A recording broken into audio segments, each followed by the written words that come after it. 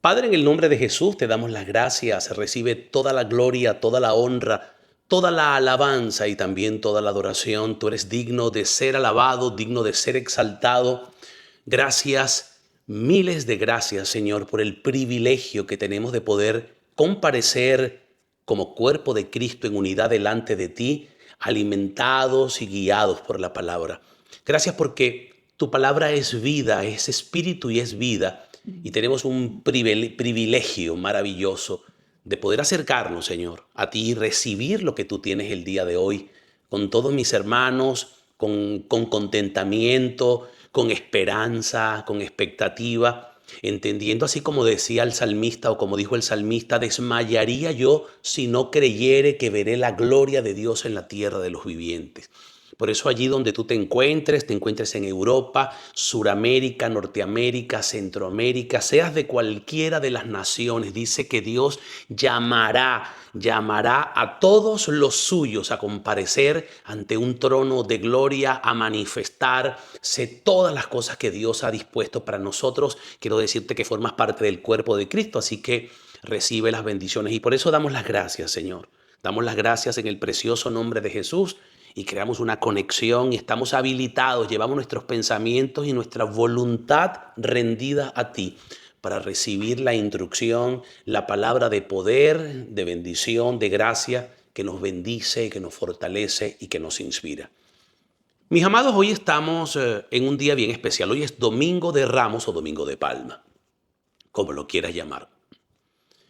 Comienzan los 7 días que, en mi opinión, cambiaron la historia, y digo que cambian la historia porque durante esos 7 días hay un conjunto de acontecimientos y de historia espiritual, bíblica, protagonizada por nuestro Señor Jesucristo, que en definitiva es el jaque mate de Dios. Sí, Dios en su juego, en su aplicación, en su manifestación, tiene tiempos, tiene sazones, tiene kairos, tiene cronos, y la Semana Santa, la Semana Mayor, realmente ejecuta un conjunto de elementos que son indispensables que nosotros podamos precisar. Por eso, si algo nos ofrece la Semana Santa, no es una época solamente de contrición espiritual. Es una época que representa el nuevo camino, la metodología, la ciencia, la completud, la perfecta unidad, los rieles, la forma. O sea, es increíble la cantidad de cosas que yo pudiese describirles acerca de lo que acontece esta semana, empezando por los propios milagros, por las propias palabras. Jesús se toma el tiempo para explicar cosas que le pasamos por arriba, ya sea porque tenemos una conducta religiosa, porque es un ritual, porque tenemos tantos años viviendo sobre esta tierra que ya la semana nos da igual.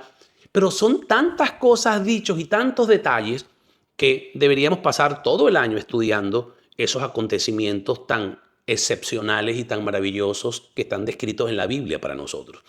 Así que es importante que ya a estas alturas de tu comprensión, de mi comprensión espiritual, el acercamiento a nuestra Semana Santa, la Semana Mayor, sea algo bien especial, sea algo bien profundo, sea algo realmente que nos traiga un contenido bien, pero bien especial. Y nos dé comprensión, nos dé luz, nos permita procesar la palabra de Dios de una manera completamente diferente en el sentido de la profundidad. Y digo diferente no porque la palabra haya cambiado, sino que evoluciona nuestra manera de entender las cosas. Una de las cosas importantes y necesarias en la estructura bíblica, gracias a todos aquellos que se conectan, a todos aquellos que envían sus manifestaciones de cariño al apoyo del canal, sus likes, maravilloso todo eso porque refleja que estás en sintonía, que formas parte de esta comunidad y que tienes como objetivo verdaderamente llevar adelante las cosas profundas. Entonces, en este sentido, el jaque mate divino, las actuaciones de nuestro Señor Jesucristo, la unción y lo manifestado sobre la tierra, lo dicho pormenorizadamente por nuestro Señor en cada acontecimiento, la manera como juzgó, la manera como aseveró, la manera como invocó, lo que Él oyó, lo que Él dijo y lo que Él provocó es algo que nos deja sin palabras. Es extraordinaria la obra de nuestro Señor. Por eso es que estratégicamente, si nosotros nos atrevemos el día de hoy a seguir saliendo de ese círculo religioso, dogmático, tradicional, de toda esa cantidad de comentarios, de ademanes y de palabras llenas de religiosidad o de legalismo, y entendemos lo que el Señor nos dijo en la amistad. Recuérdense que Él dijo: ya no os llamaré más siervos, doulos o doulos en griego, como lo quieras expresar. Ya os llamaré amigos, porque vosotros sabéis lo que mi Padre hace. Jesús estaba interesadísimo en revelar. Era el tiempo de mostrar, de traer, de manifestar todo un conjunto de aspectos de un valor incalculable para que nosotros pudiésemos entender la palabra de una manera mucho más profunda.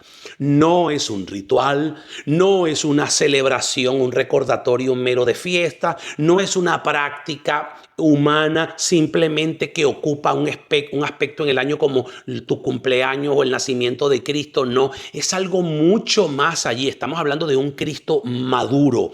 Estamos hablando de un Dios hecho hombre llamado Jesús, que estaba en su plenitud. Y los hombres, cuando están en la plenitud de su vida, a sus 33 años, detonan de alguna manera espiritual y mentalmente todos los elementos de valor. A mí me encanta escuchar a las personas cuando están en su plenitud, cuando recuerdan una fecha memorable que cambió sus vidas, que tomaron decisiones, que se casaron, que tuvieron hijos, que hicieron nuevos trabajos, que tienen perspectivas de nuevos negocios. Si tú te das cuenta y te analizas un poco a ti mismo, tú te puedes saber si tú estás viviendo ahorita una área de decadencia, una temporada de menoscabo, de deterioro o de plenitud. Y la plenitud está asociada a todas aquellas intenciones que nacen y crecen dentro de ti y que te motivan a mejorar.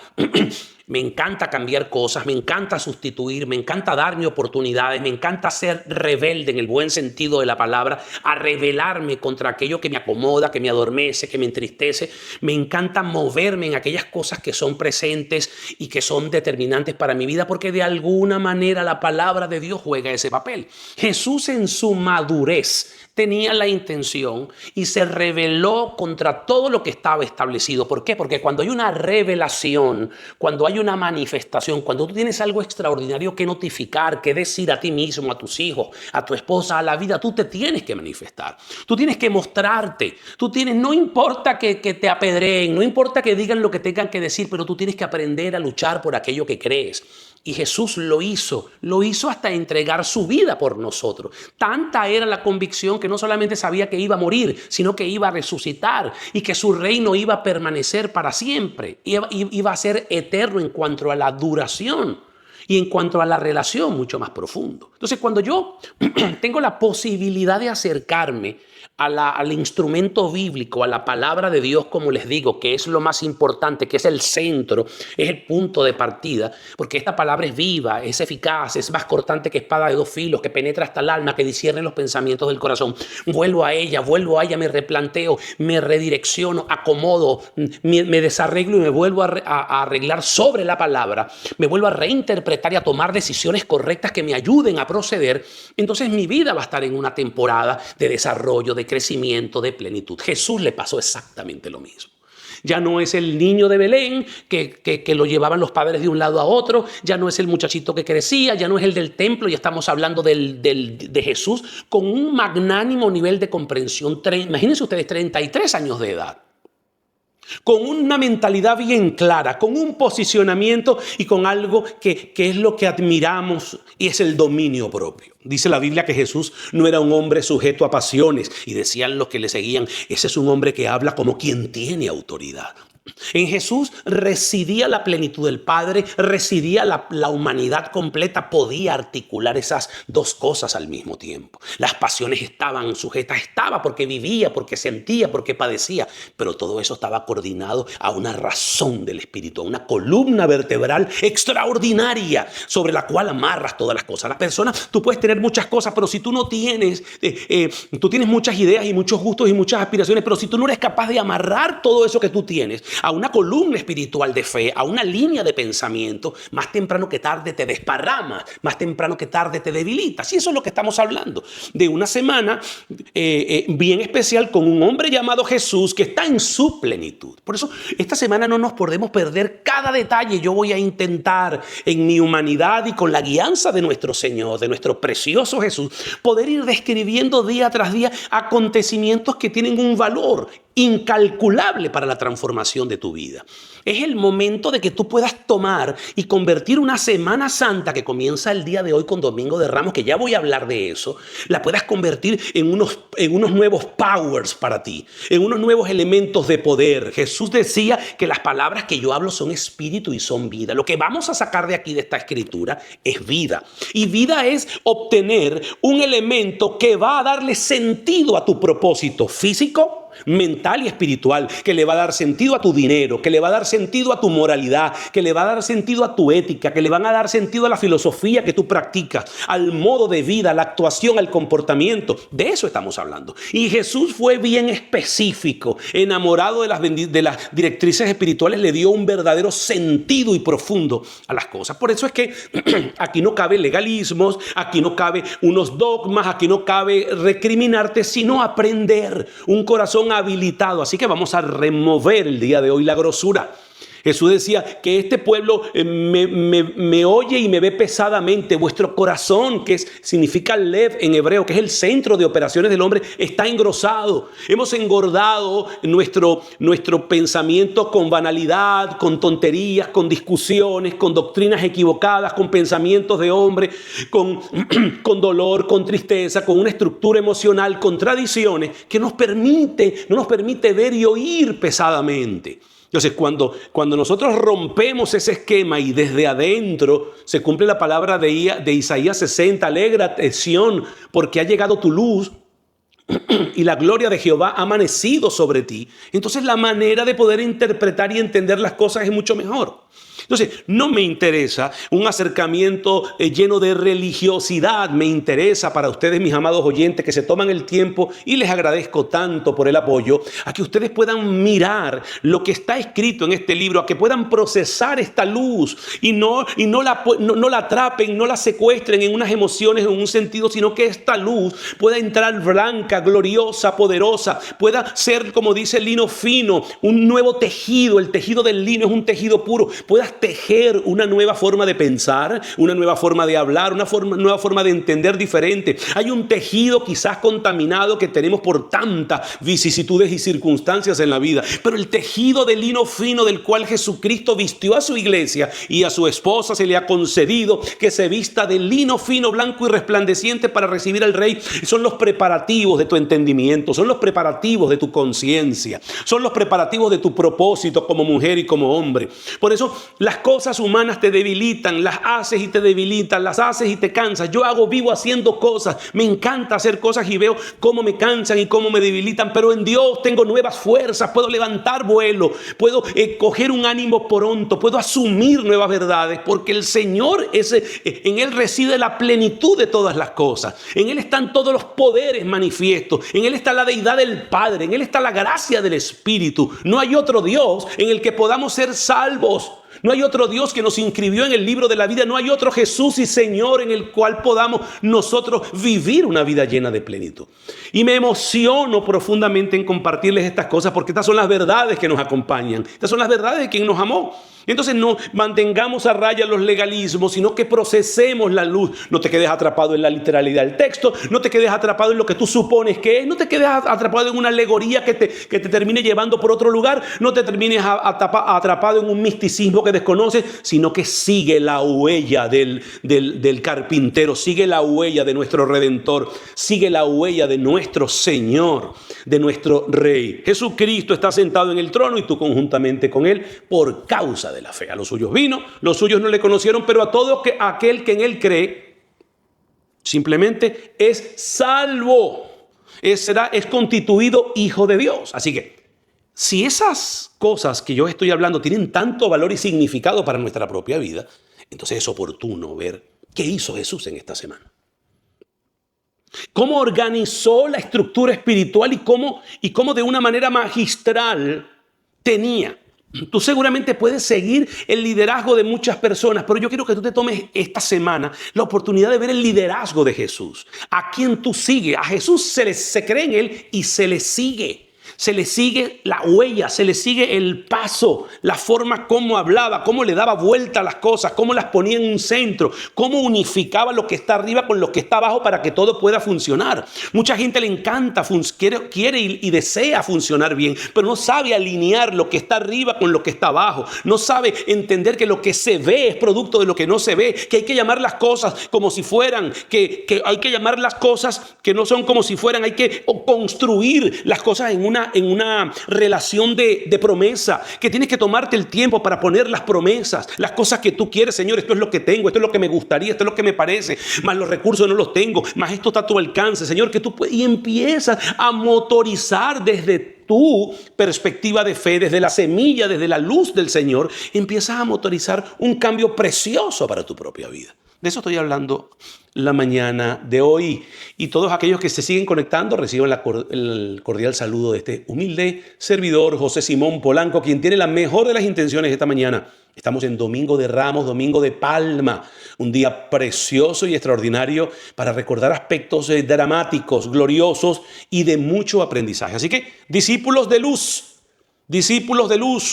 ¿se acuerdan aquella máxima de Jesús? La declaratoria de Isaías en el Nuevo Testamento, pueblo de Joel, pueblo de Amós, pueblo asentado en tinieblas, vio gran luz y los que habitaban en valle de sombra, la luz le resplandeció. Hay una luz que tú tienes y estás llamado a procesar. ¿Cómo se procesa la luz? La luz entra en su máxima pureza. Remueve tus pensamientos, modifica, te codifica, te da la oportunidad de que tú te ajustes, enmiendes, arrepientas, echas para adelante, para atrás, y luego esa luz sale de la misma manera como un fruto cosechado dentro de tu propio corazón, que es de las mejores tierras al 100%. Así que hablar de la Semana Santa obviamente es hablar de la Pascua judía. La Pascua judía, el Pesaj conocido, que significa pasar sobre. Voy a explicar un poquito de eso. Es muy importante, obviamente, ¿cuándo nace esto de esta historia? ¿Por qué esta historia tiene tanto valor? Porque esta historia no es nada más sino el cumplimiento de la palabra. ¿Cómo Jesús cumplió esta fiesta o este llamado judío que hizo Moisés? Un poquito vamos a hablar de eso históricamente para poder entender. Obviamente, Dios llama a un hombre, saben, al padre de la fe, Abraham, fue el primero en el buen sentido que creyó, asumió una promesa en su corazón. Abraham, vete de tu tierra, de tu casa y de tu parentela a la tierra donde yo voy. Dice la palabra que Abraham salió sin saber a dónde iba y llegó. Eso es que es bien importante. Muchas personas nos preocupamos a dónde vamos a llegar. Muchas veces nos preocupamos cuál es nuestro destino. Pero si salimos aún con destino, pero sin promesa, lo más seguro es que no lleguemos. La promesa que Abraham mantuvo anidada en su corazón la cumplió Dios desde el día 1 hasta el último de sus días. Lo cumplió en generación, lo cumplió en esposa, lo cumplió en familia, lo cumplió en tierra. Dios es un Dios que cumple. Dios no está improvisando. Gracias miles, mis amados. Dios no está inventando cosas de la noche a la mañana, sino que Él va de gloria en gloria, de triunfo en triunfo, poniendo los cimientos que tú vas a necesitar. Dios llama a Abraham. Abraham le cree y va. Dios le había dicho a Abraham que en alguna oportunidad el pueblo iba a ser peregrino en otra tierra, iba a ser extranjero en otra tierra, iba a peregrinar a otra tierra. Bueno, eso quedó allí. Hasta que un bisnieto de Abraham llega nada menos y nada más a Egipto. Egipto llega vendido por sus hermanos, un problema familiar como los que todos sabemos. Y este joven se hace valeroso en Egipto. Dios se glorifica en él, le da un sueño y termina siendo el gobernador de Egipto. Nada menos y nada más Egipto en aquel tiempo era el imperio de los imperios. Egipto tenía todo lo que a nivel arquitectónico, a nivel de sabiduría, a nivel de estudio, a nivel de universidad. Egipto lo tenía todo en aquel tiempo. José llega a ser gobernador, interpreta los sueños del faraón y tiene la capacidad administrativa y la unción de parte de Dios y luego se posiciona como gobernador de Egipto. Muere José y muere el faraón y se levantó un pueblo y un faraón que no conocían a José ni los planes de José.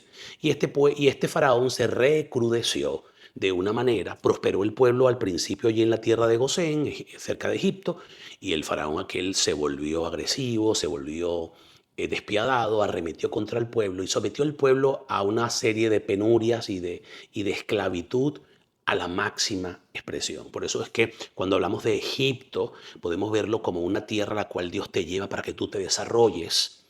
Y también cuando vemos a Egipto lo podemos ver como un lugar pasado el tiempo de esclavitud y de opresión y de adicción. Egipto tiene, Misrahim tiene la capacidad de borrarte todo lo que tú tengas en tu mente y volverte esclavo y adicto al trabajo, a los esquemas, a las necesidades, a la comida. Llega un momento en que no piensas más, sino repetir, repetir. Son aquellos modelos económicos que desproveen de una manera desprolija, quitan los recursos y las personas solamente están preocupadas por buscar el dinero, buscar el sustento y ya pierden el sentido político, el sentido espiritual, el sentido de todo tipo. Así que son los escenarios de trabajo, de opresión, donde tú no ves sino simplemente el entrar y salir, donde no hay perspectiva de crecimiento. Eso es Egipto, en la segunda parte.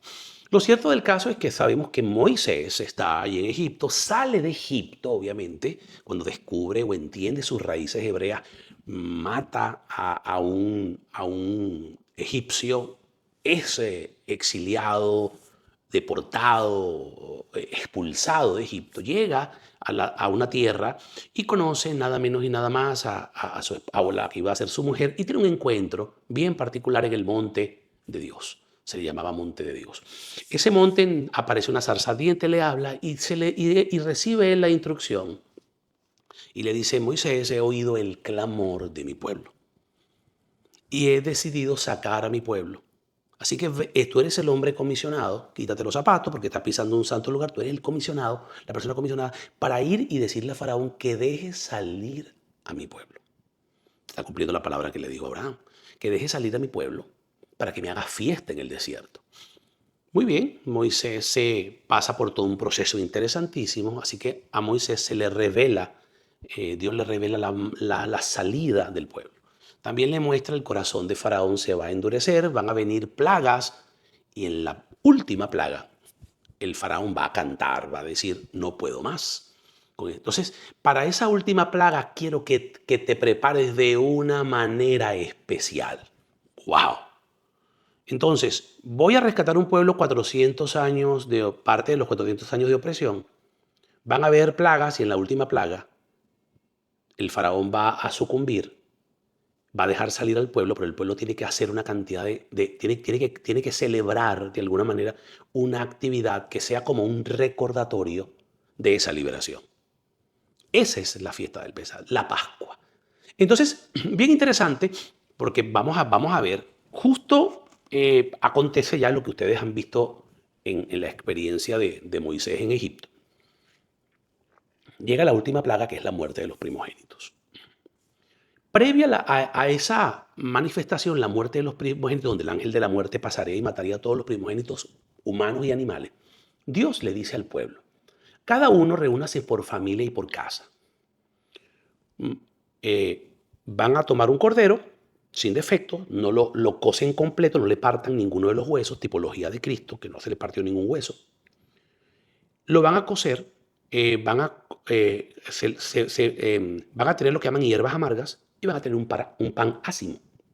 Voy a explicar. La sangre la ponen en el dintel de la puerta, arriba. Y por otro lado, en el marco de la puerta, quiero decir, por otro lado, el cordero se lo van a comer completo. Lo que no se coma, lo queman. O sea, lo que sobra se lo queman. El pan ácimo, las hierbas amargas son para recordar el sufrimiento donde Dios lo está sacando. Y el pan ácimo, que significa un pan sin levadura, o sea, que no tiene tiempo para leudarse, va a tipificar simplemente la emergencia de la salida, el apuro, el aceleramiento de los procesos. Cuando yo empiezo a ver pan ácimo, y además le digo, cuando estés comiendo esa cena pascual, con el cordero, con la sangre en el dintel, cuando estés comiendo el pan ácimo y las hierbas amargas, va a pasar el ángel de la muerte y donde el ángel vea la marca, él va a seguir de largo. Pero eso significa que sobre la muerte de Egipto, el pueblo de Israel pasó pesar, pasar sobre, pasar y ser librado como un acto de misericordia. Ese es el origen de la Pascua. Bien importante que lo tengan ustedes presentes ahí. Un poco de historia, yo sé que muchos de ustedes la conocen, pero doy algunos detalles porque son los que tienen el contenido de luz para propulsar nuestro entendimiento y nuestro proceso. Así que, poderoso, gracias a aquellos que siguen comunicándose y manifestando. Qué bueno es que ustedes puedan manifestar su amor, qué bueno que ustedes puedan celebrar, qué bueno que ustedes puedan colocar tantas cosas que tienen valor. Estamos en Domingo de Ramos, Domingo de Palmas es su significado y estamos tocando un poco la historia de la plenitud de Cristo y de lo que Él manifestó en el Antiguo Testamento. Lo cierto del caso es que aquí me detengo brevemente porque mientras la plaga mataba a los primogénitos, ellos comían. Y se les dijo, en el momento que estés comiendo la cena pascual, debes tener las sandalias puestas. Debes tener ceñido tus lomos, el morral que te vas a llevar. Debes tener tu báculo y todas tus cosas listas, porque eso viene y vas a salir inmediatamente. Es bien interesante porque la Pascua vino como es un proceso de emergencia, es un proceso de salida. No es una salida anticipada que yo te preparo y haz la maleta y tómate tu tiempo y escoge si quieres ir o no. La salvación de ese pueblo en la celebración de la Pascua, nosotros hoy día la llamamos nuestra cena, la cena del Señor. Es la cena la que verdaderamente es donde Jesús anuncia la transformación de esa Pascua en un ejercicio físico representado en él. Entonces, esa Pascua nace como una emergencia. Esa Pascua es dada en un contexto de emergencia. No es para que tú escojas, no es para que tú selecciones, no es para que tú te gradúes de pastor o de teólogo o para que tú verdaderamente digas, todas aquellas personas a las cuales Jesús llamó y ponían alguna excusa, se quedaban en el camino. Jesús les decía a aquel hombre que le dijo, Jesús, déjame enterrar a mi padre y te sigo. Deja que los muertos entierren a los muertos. Es decir, si tú estás con vida y entiendes, sigue. Maestro, dile a mi hermano que me dé mi herencia. ¿Acaso Dios me ha puesto como rey y repartidor entre vosotros? Pero la codicia es el origen de muchos males. O sea, pon tu mirada. El joven rico, maestro, ¿cómo puedo ser bueno? Y Jesús le llega y le dice, bueno, ve y cumple los estados. Bueno, todo eso lo he hecho. Entonces ve y vende lo que tienes y sígueme y tendrás conmigo parte en la eternidad. Se fue triste. Esto es un fenómeno de emergencia, muy por el contrario. Pues esa misma emergencia dada a Zaqueo. Zaqueo llega y se monta en aquel árbol un hombre de baja estatura, se monta en el sicomoro para ver a Jesús. Y Jesús le dice, Zaqueo, hoy comeré contigo en tu casa. Zaqueo prepara una cena. Y entonces todo el mundo molesto porque este tipo era inmerecedor, había robado, había hecho cosas. Y el hombre en plena cena agarra y saca la plata que tenía escondido y dice, lo que he robado lo devolveré. Y Jesús le dice, oye, este es un verdadero hijo de Abraham. La mujer del flujo de sangre se abre paso en medio de la inmundicia que estaba viviendo una mujer rechazada porque está contaminada con su sangre. Jaló con la emergencia el manto de Jesús y fue sana. El hijo de Jairo corre a buscar al maestro aún cuando el maestro es perseguido y le pide que vaya a ver a su hija y Jesús la visita y cuando la están visitando la gente dice, ¿para qué traen? No molestes al maestro porque la niña ya murió. No, la niña no ha muerto sino que duerme, dijo Jesús. Y vino Talita Cumi, a ti te digo, levántate. O sea que todos los procesos de encuentro con Jesús son procesos, en mi opinión, de emergencia. La salvación es un acto que llega para cambiar tu vida. La salvación es algo que llega para modificarte, para devolverte el descanso, para devolverte el soporte, la vida poderosa. Entonces, justo en ese instante, una de las cosas que noto es que me impresiona poderosamente la manera como la Pascua llega como una emergencia. Cómo el proceso de salvación llega como una emergencia. A mí llegó, estando yo en Pensilvania 30 años atrás, estaba con Lázaro, un hombre que me llevó a los pies del Señor con una calidad extraordinaria y un detalle, gente linda por allá en New Jersey, me invitó a un lugar.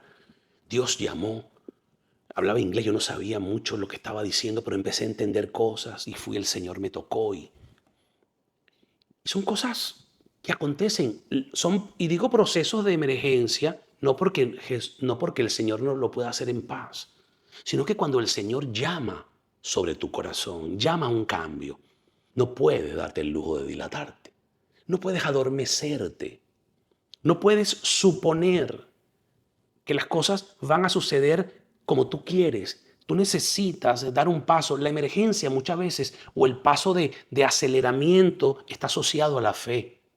Creo y después veo. Creo, me atrevo, acepto, te reconozco, te legitimo. Eres tú mi Señor. Te sigo y después veo. Después veo. No veo y creo, sino que creo y después veo. Con el Señor es el único con que podemos entregarle toda nuestra confianza. Ya me han escuchado, no voy a irme por ahí, pero esa palabra confianza, la cual es el pivot o el monigote que usan los seres humanos para engañarse, es la palabra perfecta de nuestro Señor. No hay ningún lugar en la Biblia donde la confianza se ponga en hombres. La confianza solo se pone en el Señor. Él es digno de toda nuestra confianza. En Él sí podemos reposar. Entre los hombres hay lealtad. Hay por los frutos, los conoceréis. Entre los hombres hay simplemente acuerdos. Pero la confianza, la naturaleza de la confianza, está asociada siempre a Dios. Así que tengan esto bien, bien pendiente para que no sufran decepciones en el campo humano. Lo cierto del caso es que imagínense ustedes por un instante la Pascua, el inicio de la Pascua, que yo estoy comiendo con las sandalias puestas, el morral, el báculo listo, que me estoy comiendo el cordero pascual con un pan ácimo que no da tiempo de que se pueda leudar. Tiene que ser sin levadura porque es pronto, es allí, es hierbas amargas, porque me está recordando la amargura de la aflicción y de la adicción de Misrajim, que es Egipto. Perdón, estoy comiéndome un cordero, el cual no está partido, sino está completo. Estoy escuchando un escándalo de un espíritu de muerte que está acabando con los primogénitos. Tengo una mancha en el dintel de la puerta de mi casa como simbología de que somos una familia de Dios, de que aquí estamos los hijos de Dios. El ángel de la muerte se asoma en la ventana. Ellos lo están viendo, pero sigue de largo. Eso es Pascua. Eso es Pesach. Significa que pasaron por arriba de la circunstancia, que pasaron por arriba de la muerte. ¿Te has preguntado muchas veces, oye, cómo paso este trago amargo? ¿Cómo paso este divorcio? ¿Cómo paso este dolor? ¿Cómo paso esta crisis económica? ¿Cómo paso esta tristeza de mi alma? ¿Cómo paso esta temporada de pérdidas financieras? ¿Cómo paso este tiempo de enfermedad? Esa era la pregunta. Ese acontecimiento lleno de emergencia y de prontitud y de aceleración es el recordatorio para poder entender. Me encanta el pan ácimo porque es la manera de comer un pan en emergencia. Es la manera de comerme algo y de saber que no tengo tiempo, que los acontecimientos se están dando. Que los acontecimientos no son una experiencia para yo quedarme a admirarla, sino que las intervenciones divinas sobre la tierra y los procesos de cambio necesitan que yo tenga una reflexión. Necesita que yo pueda estar en sintonía. Estamos sufriendo todos con el pueblo dominicano, con el infortunio de la desgracia de ese lugar que se cayó. Y entendemos una calamidad repentina, cosas humanas y espirituales. Entonces, simplemente no hacemos una crítica, hacemos una observación y entendemos verdaderamente la importancia, lo sublime, lo temporario de la vida o temporero de la vida, la velocidad con que acontecen las cosas, la necesidad de estar preparados, el lugar que nosotros ocupamos, el cerrar nuestra bocota y abrir nuestros ojos espirituales y entender lo que sucede. ¿Y cuál es el común denominador de una grande desgracia como esa? Que los que sobreviven, los que quedan, el remanente, quedan para nosotros, para anunciarnos y decirnos la importancia de acomodar nuestras cosas con Dios, de que la vida es pasajera, de que es necesario volvernos al Señor, de que es indispensable que la misericordia del Altísimo obre, que somos más que una vida momentánea, Que las cosas que nosotros decidimos y hacemos en cuanto a la fe son completas y profundamente trascendentes. Para eso quizás nos enseñan las desgracias, nos enseñan los momentos dolorosos. Y el Pesab tenía un momento doloroso. El momento doloroso era para todos los primogénitos de Egipto. O sea que por los procesos espirituales, unos salvándose y otros muriendo, muchas veces se dan. La moneda del juicio divino tiene una cara de absolución para unos, pero una cara de juicio para otros. Entonces, como mi objetivo no es fijar una posición, porque aquí no me interesa ser maestro en el área de la descripción. No soy un narrador hípico, ni deportivo, ni un narrador espiritual, sino que vivo lo que antes vivía en la carne, ahora lo vivo en el espíritu. Tengo una comprensión que me lleva a la advertencia, que me lleva al reconocimiento. Los vivos de esa tragedia hablan por los muertos de esa tragedia. O los muertos simplemente van a hablar a través de los vivos, a través del testimonio. Porque todo converge. Entonces, la comprensión de la vida espiritual nos lleva a no ser narradores. Si algo no, Jesús decía en el libro, en los evangelios, en Santiago, no os hagáis maestros entre vosotros, muchos maestros, sabiendo que recibiráis mayor condenación. Porque todos pecamos con la lengua. La lengua es un pequeño fuego que enciende grandes montes. Entonces ese juego descriptivo que solemos hacer para opinar y para decir cómo es que las cosas funcionan cuando no sabemos nada. Lo que sí sé es la emergencia de esa Pascua judía ahora expresada en la cena del Señor. Entonces, una de las cosas que no quiero que pierdan de vista en esta semana, que vamos a estar compartiendo muchas cosas maravillosas, es la emergencia en la palabra de Cristo.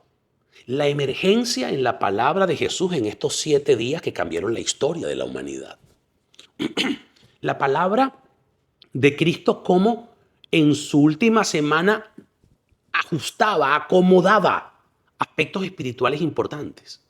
Entonces, me interesa comprender un poco. Entonces, por eso les digo, pan ácimo, hierbas amargas y cordero dintel. Esa era la Pascua. Y esa Pascua se dio en el mes de Abib, que era el primer mes del calendario judío, convertido después de Babilonia en el mes de Nisán, este mes que estamos ahorita. Mes de abril para el calendario occidental o gregoriano. Lo cierto del caso es que cambien o no el mes, el acontecimiento sigue siendo el mismo. El valor de la comprensión espiritual sigue siendo el mismo. Así que la comprensión que a ti te toca entender y comprender, la comprensión que aquí y a mí me toca, no es una narrativa de las cosas que pasaron. ¿Estás o no estás metido en la Pascua? ¿Estás viendo o estás experimentando la película de la pasión de Cristo? ¿Eres objeto y sujeto del amor de Dios o simplemente eres espectador? Entonces, una de las cosas que entiendo esta semana es que rompe con la visión de ser espectador para de alguna manera invitarte a hacerte parte. Todos los que celebran la Semana Mayor, unos más, otros menos, otros con las variantes, otros con los días exactamente que si murió el viernes, que si murió el miércoles, que cuándo fue.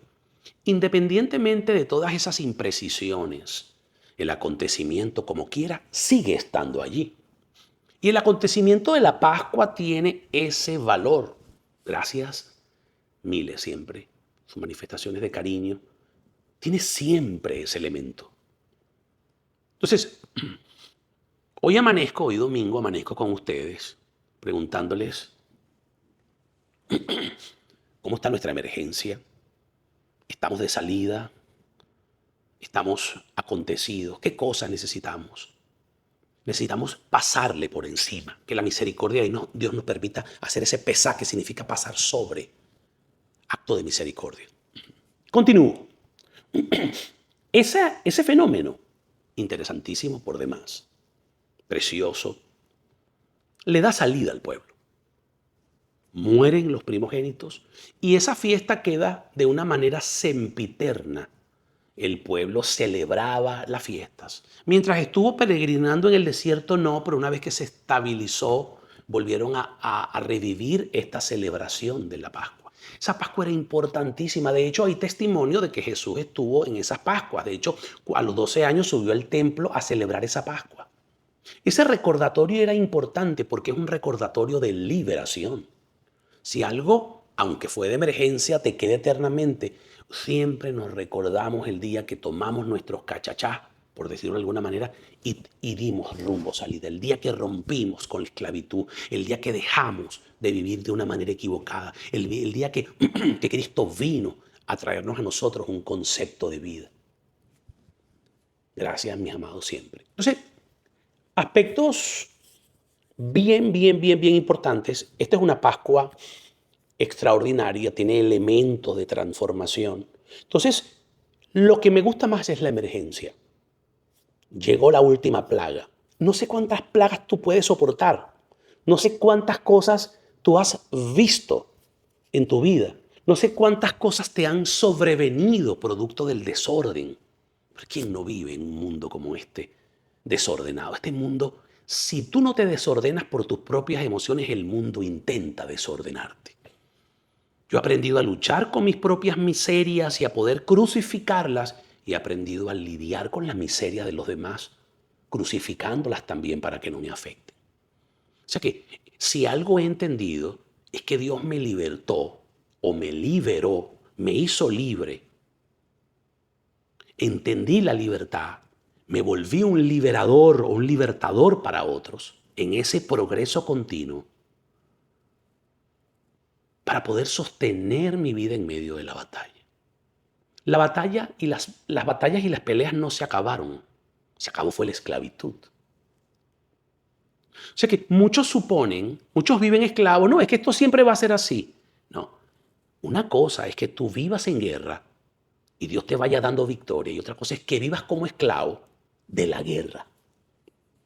En esta guerra, en este mundo que vivimos con aflicción, Dios no me llamó a ser esclavo. Me llamó a pelear la batalla. Entonces he aprendido en medio de mis limitaciones y de mis dificultades a pelear la batalla, a pelearla día a día, a pelearla de rodillas, a pelearla con la fe, con los códigos, con los principios. Y eso de alguna manera es lo que yo suelo enseñar. No trato de enseñar otra cosa más que sepas procesar la luz, que sepas procesar lo que tú eres en esencia, que los principios te den la corrección necesaria, que puedas hacer en esta etapa de tu vida tu ascenso hacia la espiritualidad más profunda, a las que no es sino la estatura del varón perfecto. Yo no estoy dirigiéndome a un mundo desconocido, a un espacio sideral de energías. No, me estoy dirigiendo a la medida y a la estatura del varón perfecto que es Cristo Jesús. Ese es mi modelo y mi ejemplo, el tuyo también. El paso a seguir. Está vivo, está sentado a la diestra del Padre, es Dios mismo.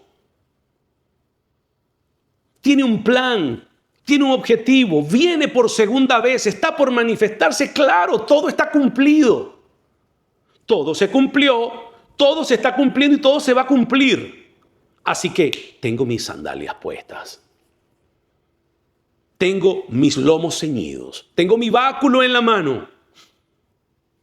Tengo la cena del Señor delante de mí. Porque ahora vamos al punto. Cuando Jesús le toca ahora que esa fiesta o ese recordatorio llamado Pascua tenía que encontrar, era sombra de lo que había que venir, tenía que encontrar un lugar específico. Cristo sabía que era el Cordero de Dios. Que ese Cordero Pascual que se comían como simbolismo. Imagínense ustedes, recreándonos un poco la historia, porque es gigantesca. Las personas subían todos los años a celebrar la Pascua. Esa Pascua, según los escritores históricos acerca del pueblo de Israel, podían subir 180,000 personas a la Pascua. La ciudad estaba conmocionada. ¿Por qué ustedes creen que se construyó un templo de esa magnitud? Porque había un altar de sacrificio gigantesco. ¿Por qué aquella cosa era tan descomunal? Porque iban personas de todos los lugares de la tierra conocida. Solamente podían ir los judíos. Y podían añadirse personas que no eran judías si respetaban los valores del judaísmo o los valores que estaban establecidos en la ley mosaica. Cuando esa gente llegaba allí, habían tantos sacerdotes, tantos pórticos, tantos maestros, que todo que había que organizarse. Jesús veía eso o vio eso. Imagínense ustedes que hay registros que se pudieron sacrificar cerca de 200.000 corderos. Y tenían que sacrificarse antes de que llegara la noche de ese día de Nisan o de Aviv, vuelto en Nisan, mes de abril. Y lo impresionante del asunto había que sacrificar a 200.000. Habían ríos subyacentes a Jerusalén que se volvían rojos de la cantidad de sangre derramada. O sea, imagínense ustedes el movimiento, el olor, el sacrificio, el río que rodeaba Jerusalén, que terminaba en el Jordán, lleno completamente de sangre de los 200.000 corderos sacrificados. O sea, la gente podía oler y entender lo que se estaba haciendo, el efecto que el pecado tenía en la cantidad de corderos que había que sacrificar, producto de todo lo que acontecía. Y en esta escena dramática, en este recordatorio vivo, aparece el Cordero de Dios. No la sombra, sino la luz completa, sino el que habría de venir. Aparece Jesús en escena de una manera impresionante. Y Jesús se ofrece como el Cordero. Por eso es que en la Pascua, con los panes ácimos, que significa la emergencia del pueblo, las hierbas amargas, o pan sin levadura, pan ácimo, las hierbas amargas, el Cordero, en esa comida que se hacía, que Jesús la organizó cuando le dijo a Pedro, ve y prepárate los elementos de la Pascua, se ciñó antes de cenar, y se ciñó el hebrillo y lavó los pies y dijo, ahora dad por gracia lo que por gracia he recibido, porque yo estoy entre vosotros. Y luego hace la Pascua, celebra la Pascua y están comiéndose las hierbas amargas, el pan ácimo sin levadura, la emergencia. Se recomendaba inclusive que ellos se vistieran como si fueran a salir para emular exactamente la experiencia de Egipto. Y justo en ese instante Jesús le dice, aquí tengo un nuevo pacto. Y el pacto ahora no es con pan ácimo, para los que piensen que hay valor en comer pan ácimo, es un recordatorio de emergencia, ni hierbas amargas, sino que ahora esa Pascua ya no se va a realizar más, sino que esta Pascua ha llegado a su fin en mí. ¿Y cómo la convirtió? Dijo, bueno, ahora es el pan. Y tomando el pan, lo partió. Después lo vamos a ver con mayor interés, con mayor detalle. ¿Y qué dijo cuando partió el pan? ¿Este es qué? Dijo, este es mi cuerpo, que es partido por vosotros. Ay, mamá. Ahí empieza el proceso dramático de comprensión para los discípulos. Y lo partió y lo dio. Cuerpo de Cristo. Y luego tomó la copa y dijo, esta es mi sangre. La sangre que ellos veían de los 200.000 animales en el río lleno de sangre y el olor y todo aquello. Dijo, ahora esta copa de vino es mi sangre que por vosotros he derramado. O sea que ellos estaban viendo delante de sí al Cordero, que el cuerpo iba a ser partido y la sangre que iba a ser derramada. O sea que ahora la Pascua no la celebramos, no la recordamos porque fue cumplida en términos de práctica. Ahora nosotros tenemos, vueltos cristianos, la cena del Señor. Muchos lo llaman la Santa Cena. La cena del Señor, donde el Señor ofreció y se presentó como sacrificio vivo. Por un momento ponte en los zapatos del rey. Imagínate que tú estás anunciando tu muerte de esa manera simbólica tan peculiar.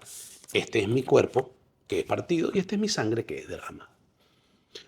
comed y bebed y esto y hacedlo en memoria de mí. O sea que lo que nosotros hoy día celebramos, recordamos, tenemos que celebrarla porque es nuestro exilio, es el fin de nuestro exilio, es el retorno a casa, el camino al huerto, el ser recibidos al Señor, el ser abrazados por nuestro Padre, el poder llamar ahora a nuestro Dios Padre, Abba. Ese recordatorio, por eso se llama celebración, pero al mismo tiempo es amargo. Todavía contiene los elementos del antiguo, porque aquello era sombra. Es amargo porque ¿cómo celebramos la victoria con este recordatorio tan cruento? ¿Y por qué es rápido el sacrificio? Porque no es algo para pasar todo el día, porque es un acontecimiento que no tiene levadura, que no es para yo quedarme, tú sabes, tenerlo como un pivot de algo, no. Es un acontecimiento que marca tu punto de partida, tu arranque a la nueva vida, a la nueva oportunidad, a la comprensión, al perdón de los pecados, al vivir sin culpa, al desenredarte de la maraña, al romper con la tradición. El que no tengas que estar recordando lo que fulanito y menganito te hizo. El que no te tengas que sentar con tu pareja y tu matrimonio y tener que recordar porque hubo uno que te perdonó. El que puedas mirar tu trabajo y tus oportunidades y atreverte. El que puedas mirar tu ministerio. El que puedas mirar la vida con un sentido de oportunidad porque ya saliste. Porque tú no vas a hablar de un Egipto donde tú no estás, a menos que estés allí y te estés recriminando. Tú no hablas de donde tú saliste. Tú lo recuerdas. Pero tú hablas de lo que tú estás construyendo, de lo que tú estás edificando, de lo que tú estás levantando, amado discípulo. Cuéntame, escríbeme allí. ¿Me están entendiendo lo que les quiero compartir? Porque les dije que esto iba a ser revelador.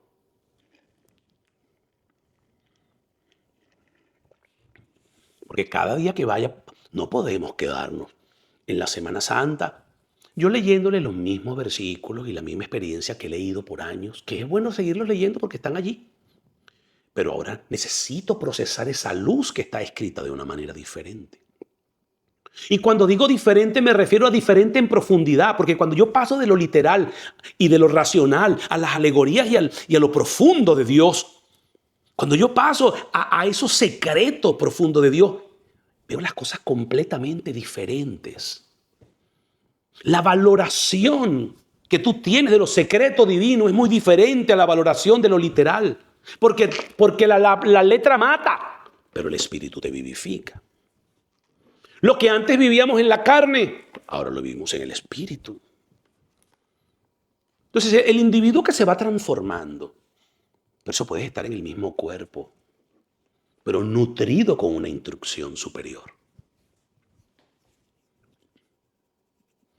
Y eso es lo que estamos buscando. Por eso Jesús decía que las palabras que yo hablaba son espíritu y son vida. Lo cierto del caso, mis estimados, mis amigos sociales y espirituales, esto nos ayuda a tener una comprensión cómo Jesús convierte esa Pascua en la cena del Señor, en esa acción de gracias. Uno le llama la Eucaristía, que significa Eucaris, dar gracias. La Pascua vuelta a cena. ¿Cuál es la verdad de todo esto? ¿Por qué es una emergencia la salvación para todo aquel que cree? ¿Por qué esto va evolucionando y necesitamos meternos en esta centrífuga del reino para que todo se vaya soltando lo que nos sirve y vayamos asimilando aquello que es nuevo y renovado para tu vida? Para que tengas la fuerza para tomar las decisiones, para que puedas penetrar en tu hogar y hacer los cambios. Para que tu paciencia tenga su obediencia y sea completa en tu accionar.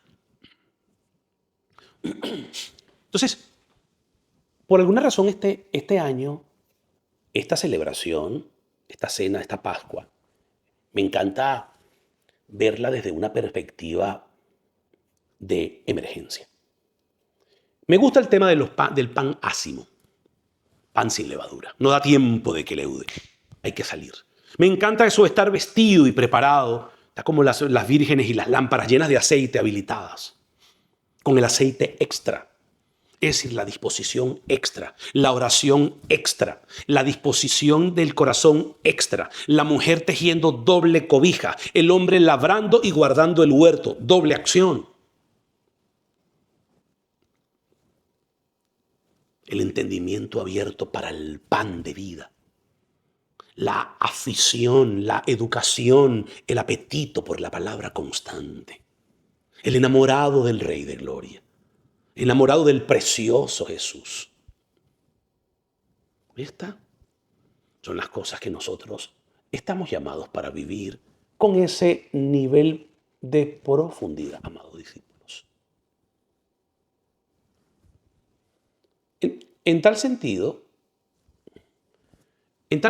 cada minuto que va pasando nos da otro nivel de comprensión. Ahora, vamos directamente, después de este recuento histórico que yo estoy seguro que les ha sido de bendición, vamos a conectarnos directamente con este primer acontecimiento del Domingo de Palmas o Domingo de Ramos. Este punto de partida, previo a la celebración, así como en los antiguos se preparaban buscando los elementos para la Pascua, yo llamo estos son los preparativos para la cena, pero son preparativos espirituales, porque son preparativos donde la boca de Jesús tiene muy claro y muy marcado hacia dónde van todas las cosas. Entonces, vamos a ver detalles como esto. Vamos a Lucas capítulo 19, del 28 en adelante. Dicho esto, iba delante subiendo a Jerusalén, y aconteció que llegando cerca de Betfagé y de Betania, al monte que se llamaba Los Olivos, envió a 2 de sus discípulos, diciendo: id a la aldea de enfrente, y al entrar en ella hallaréis a un pollino atado, el cual ningún hombre ha montado jamás. Y si alguien os preguntase, aquí entran los elementos de orden espiritual, ¿por qué lo desatáis? O sea que ir a algún lugar y tomar un bien que no ha sido previamente anticipado es complicado. Y si alguien os preguntase, ¿por qué lo desatáis? Le responderáis así: porque el Señor lo necesita. Yo me pregunto, ¿a cuántos pollinos Dios está desatando el día de hoy? A mí me desató hace 30 años. Yo estaba seguramente con una cuerda, aparcado en algún dogma, allí esperando que me dijeran lo que tenía que hacer. Y Jesús envió a alguien precioso y me desató. ¡Ey, pero eres mi hijo! ¡Ey, pero ¿y qué estás haciendo? El Señor lo necesita. Este nivel de conciencia, para poder procesar la luz hoy, es que aquí el Señor desata a un animal para que le sirva. Desata a un ser vivo. Si lo hizo con este pollino para que le sirviera, si las aves de los cielos y las flores del campo están hoy y mañana no están y son echadas al fuego y se visten que ni siquiera Salomón se vistió, es la alegoría, ¿cuánto más no hará mi Padre con vosotros, hombres de poca fe? Oh, aquí está el elemento de la fe. Si alguien os preguntare, ¿por qué lo desatáis? O sea que yo ahora no solamente soy aquel pollino que el Señor mandó a desatar, aquel joven de 26 años de la ciudad de Caracas, llamado José Simón, está atado en algún lugar. Y cuando llegues a ese lugar y veas a José Simón Polanco atado, tú lo vas a desatar. Dios tiene que haberle hablado a esa persona. Y si alguien te pregunta, dile: el Señor lo necesita. 30 años después, desatado, Pero unido a Él, entiendo este texto y seguramente tú lo podrás entender. ¿Cuánto tiempo tienes caminando el Señor? No importa si corcoviaste, si venías pegando brincos cuando el Señor te desató o te fuiste a otro sitio. El Señor te requiere para que le sirvas. Y quiere para que le sirvas sobre aquel hombre el cual desató.